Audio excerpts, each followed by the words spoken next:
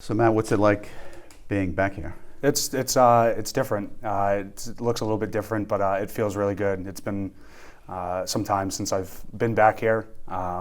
Unfortunately, just a lot of moving pieces between college and moving around in life, but it feels good to be back and kind of where I grew up and a huge piece of my life started and whatnot. So I'm excited.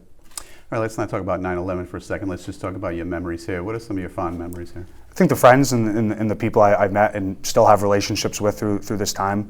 As everyone knows, people go their separate ways, but it seems like the group of people I've met, I've stayed somewhat close with over time. And I do remember a lot of memories here from the feast that my aunt and uncle used to work at, and our families used to work at, and we used to spend a lot of time at. And then friends in the area after school, eating at my aunt's house, playing basketball, whatever it might be. But the relationships I think that my family's made here and that I've made here are definitely some of the ones that stick out the most. 20 years goes by a long time, but that's kind of a big number. Have you thought about, wow, how time's gone by? Oh yeah. All year this year, knowing it was 20 years, it seems like in every year it's impactful and it's a story and something we'll remember for the rest of our life. But it seems like this year is a little bit different. Being at 20 years, that's almost 75% of my entire life right there. So it definitely sticks out a little bit more this year. And yeah, we'll see. I appreciate this opportunity to chat with you, but yeah, 20 years is a big number. The average age of someone who lost a parent on 9/11 was 9. You were 8. You were going to be 9 just in a couple of months. That's a young age. What was it like for someone that young to go through this? Yeah, from what I remember, of course, a lot of it's blurry, and in certain ways, it was a super busy week, couple weeks, months, even for that matter. But looking back at it, and when we talk a little bit more about some of the things I saw with my family and how they grieved, I think there's kind of the difference. Whereas as an 8-year-old, even 9-year-old at that time, you didn't really understand or comprehend the impact it had on, when everyone says it's tough to lose a loved one, but as a 9-year-old, I don't think you truly understand what that means. So there was a lot of different emotions between sadness and more so confusion. But I think seeing the grieving of my family is really what kind of hit me the most, of being like, holy moly, this is serious. This isn't, this is serious. And I think that's kind of how I understood the grieving part in the process, was with my family, seeing them grieve.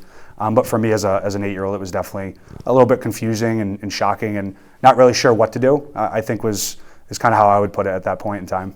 I think, Matt, too, the other problem is it wasn't a car accident. It wasn't dying from some disease. All of it, it was a terrorist attack. All of a sudden, poof, 3,000 people had died. Did that make it more confusing for you because you couldn't put your finger on it? Yeah, I think so. At that age, and now at my age now, I fully understand. And it's funny because I do a lot of times, of course, when people meet me or find out my story a little bit, they always, I'm so sorry, I can't believe it. And I've always been a big believer in, like, everyone loses someone close to them, whether it's a disease or a car accident.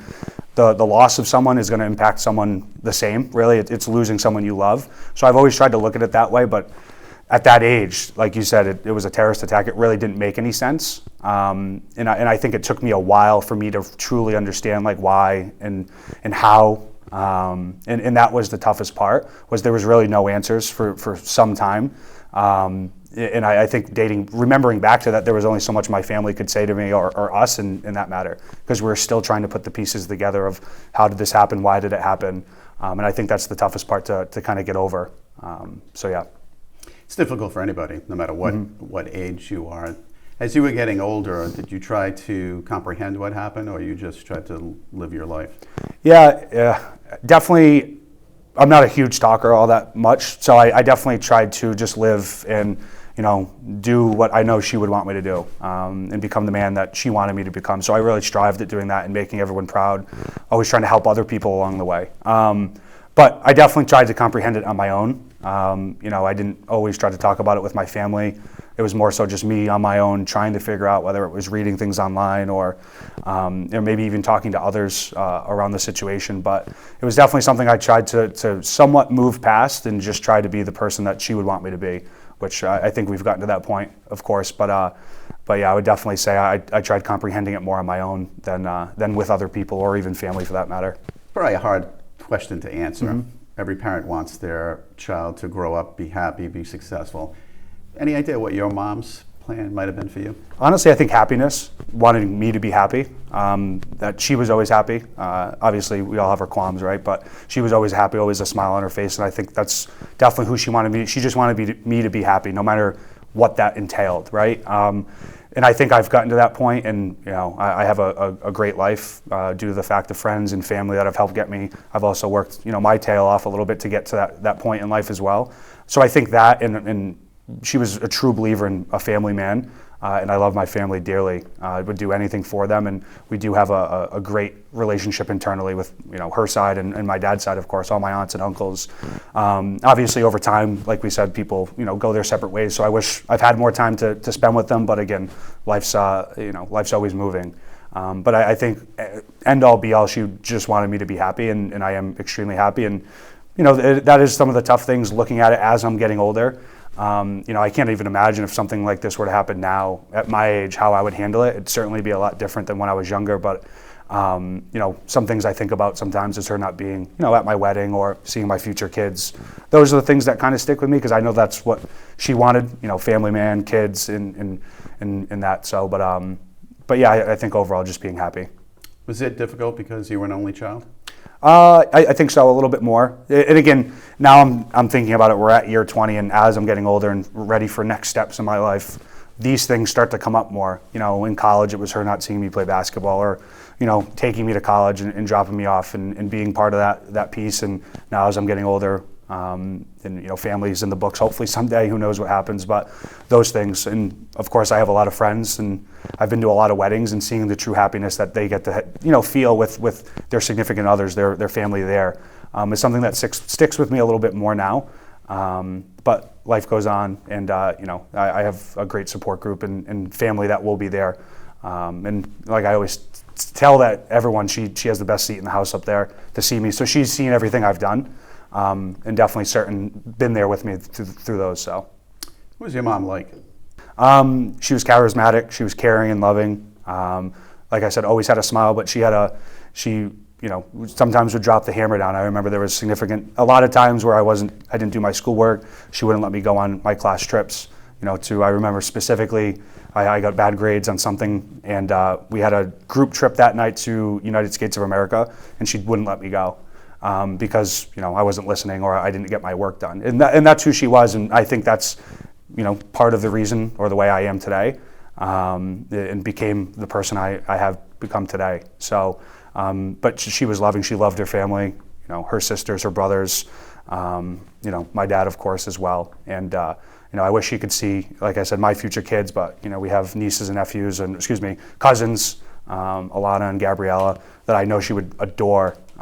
So yeah, she was just a super loving person, and she worked her butt off in life to make sure I was happy and our family was happy. So, you have a favorite memory of your mom? I have a few, but one that sticks out the most is more of a funny type memory of we went to a friend's of the family's cookout or barbecue, and it's not even a memory at that time, but for some reason we got to the barbecue, had a great time, we took pictures and whatnot, and no one noticed it at the time, but years later, especially now, and it might have been, the last few years when I've seen the picture again, we actually realized that she had two different shoes on at the party, and no one told her, no one knew. So it was something we laughed about. My aunt used to laugh all the time with her, but in that story I just told you, I remember specifically I was in, this is maybe second grade. I was in the bathtub and, crying my eyes out because she wouldn't let me go. And I was trying to convince my dad to tell her to let me go, but when she put the hammer down, there was nothing. But we have a lot of great family memories. Those are just a few that stick out more than others. What was the favorite thing you'd like to do with her? One thing I would love to do with her, and this is in the future, but at my wedding, have that dance with her, would be something truly I know once that's over with, that I would look back on and wish that she was there for that moment. But right now, that's all I can think of probably at this point. Just knowing how that's going to impact me that day when that does happen. But just be with her, and I think that's just sitting and having a conversation. Because again, at the age I was at, I was so young. The conversations were few and far between as far as like what kind of conversation. I was only 8. Now as an adult, can talk about work, can talk about life, can talk about really anything. So I wish I kind of had that opportunity to talk about the good and the bad. So if you had a chance to have dinner with her, just one dinner, Yeah. what would the conversation be, since you're talking about conversation? Yeah, next steps in life, marriage, children, new house, and talk about her, knowing, and that's kind of another area of what I wish I could do now, is talk about her and learn more about her and her experiences growing up as a child and through life, learning why she's such a hard worker, why did she want the 2 jobs or want to do that. Like, now having those conversations over a glass of wine or a cocktail would I think be super important. Of course, I've spent countless hours talking to my father about, her past, but he only knows his side of her story, right? And same thing with her sisters and brothers, but really getting to sit down and learn more about her and what her childhood and relationships were like with family members is certainly something I would love to just talk about. I've often thought about this, what that was like being on those planes, knowing that what was happening. Do you ever think about that? Yeah, ironically, I do when I fly now. It's funny, as I grew up, I was always flying, going to see my father when he was traveling for work, and even just, other trips or vacations or whatnot, and I never had a problem with flying. Up until, recently, a lot of this stuff starts to come back, and I start thinking about it, and certainly on flights now, I always run through kind of those scenarios, right? And even as a kid, the teenage years, I remember specifically, almost playing out scenarios of what I would do, like how would I react? Would I try to help? Would I, again, it was one of those kind of teenage, kind of tough guy dreams of, I would stand up and I would do whatever I can to help, but I truly can't imagine the fear or, I can't imagine the feeling that, those humans faced on those airplanes. So yeah, it's definitely something I've thought about. But I don't think you can put it into words or really describe it. No one can. Have you thought about what your mom went through in those last minutes? Yeah, if I had to guess, based on what I know about her and her as a person, she was probably making sure that her friends and people on the plane were comfortable or doing okay, rather than worrying about her sense of fear or what was going to happen. I'm sure she thought about her family, of course, me and the rest of the family. But I could assume that she was probably trying to help calm down other passengers or other people she was around. I had the chance to meet a lot of the children of the heroes, the first responders from New York, and I think that was a blessing in disguise, getting to meet them and chat with them and really understand what they went through, because it definitely is 2 sides of the story, as far as someone running into the buildings and trying to save other lives versus being on the plane. You're running into death in a perspective. So it was definitely a great opportunity to be able to also meet the children of those heroes as well and get to bond with them and have lifelong relationships with them as well. It was 2002, so I was just about 10. We had the opportunity to go to a camp called America's Camp. First year there were 75 brave kids who really had no idea what we were getting into. And I remember my dad dropping me off, and he, again, as a parent, we have no really idea what I'm dropping my kid off to. It sounds all good and calm, but I remember we pulled up and there was 250 counselors in these bright red America's Camp shirts. And as soon as we stepped out of the car, the charisma they had, the happiness, the smiles, just made me feel, it was a little overwhelming at first, but they just made you feel like, a kid. And I think that was the biggest thing. And I know my father left with, an ease to himself. I'm pretty sure he did buy a hotel close nearby without telling me and stayed for a couple of nights, thinking I was going to call him and say, come pick me up. But after that, it was 10 years strong going to America's Camp. And like I said, the chance to interact with 75 all the way up to, later on, 200 kids who were in similar situations, whether they were first responders or their parents were, or uncles were on the airplanes or aircrafts.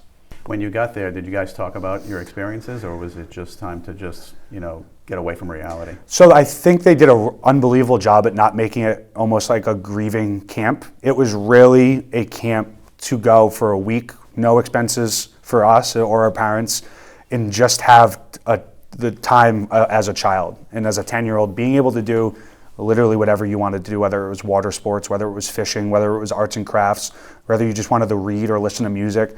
It was truly something that, I'll never forget, and certainly helped kind of mold me into the human I am now and help with the grieving process. And there were chances for us to talk.